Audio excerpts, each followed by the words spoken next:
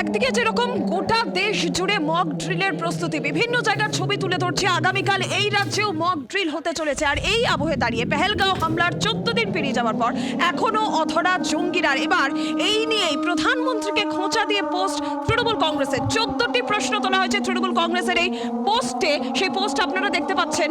এই পোস্ট করা হয়েছে তৃণমূল কংগ্রেসের তরফ থেকে প্রধানমন্ত্রীকে খোঁচা দিয়ে এবং মৌনবাদীও বলা হয়েছে নরেন্দ্র মোদীকে। 14 দিন পর পেহেলগাঁওয়ের নৃশংস ঘটনার তবু নেই কোনো পদক্ষেপ। অবিচারের 333 ঘন্টা মোদী সরকারের কাছে আমাদের 14টি প্রশ্ন। এই প্রশ্ন তৃণমূল কংগ্রেসের প্রবীর চক্রবর্তী রয়েছে টেলিফোন লাইনে প্রতিনিধি। প্রবীর, তৃণমূল কংগ্রেসের 14টি প্রশ্ন নিয়ে এই পোস্ট যেখানে খোঁচা দেওয়া হয়েছে প্রধানমন্ত্রীকে, একটু বিস্তারিত বলো। দেখো, ঘটনার 14 দিন হয়ে গেছে এবং 14 দিনের মাথায় 14টি প্রশ্ন প্রধানমন্ত্রীর কাছে জানতে চেয়েছে তৃণমূল কংগ্রেস। সেখানে একদিকে যেমন যে যারা এই ঘটনা ঘটিয়েছে, যেসব জঙ্গিরা, কেন তাদেরকে এখনো ধরা গেল না, গ্রেপ্তার করা গেল না, এটা একটা বিষয়। আগে থেকে ইনপুট ছিল যে এই ধরনের ঘটনা ঘটতে পারে, তবু কেন সেটাকে সামাল দেওয়া গেল না? নিরাপত্তার এই যে ব্যর্থতা, সেই ব্যর্থতার দায় কার? কেন ব্যর্থ হলো?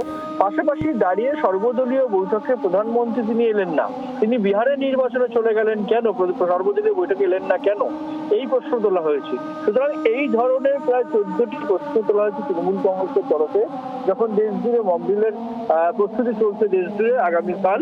একদমই ধন্যবাদ প্রবীর। শুভেন্দু অধিকারী রাজ্যের বিরোধী দলনেতা, তিনি পাল্টা কি বলেছেন শোনাবো।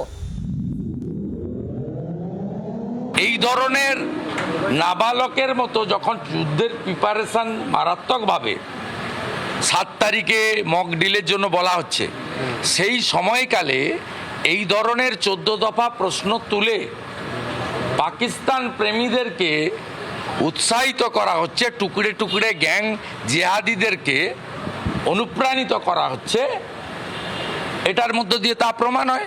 এই সময় বর্ণ, ধর্ম, দলমত নির্বিশেষে সকলেই উচিত দেশের সরকার এবং দেশের আর্মির পাশে দাঁড়ানো। বাংলার আওয়াজ, বাঙালির আবেগ, জি 24 ঘন্টা।